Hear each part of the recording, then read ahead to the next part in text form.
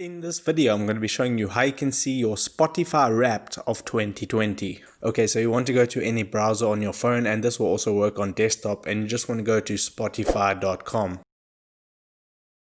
And once you're on Spotify, you want to make sure that you're logged into your account. And you can see on the homepage it says 3 months free premium, and then it says 2020 Wrapped. Find out the artists and songs that got you through the longest year. What you want to do is tap on Explore Your Wrapped, and then you want to go ahead and open that in Spotify. So make sure you have the app on your phone, and it will bring you to your 2020 Wrapped, and you can go ahead and explore these different playlists. So your top songs of 2020, for example, and then you can go ahead and listen to those songs. So that is how you see your Spotify Wrapped of 2020. If this video helped you out, make sure to hit the like button and subscribe for more. Take care.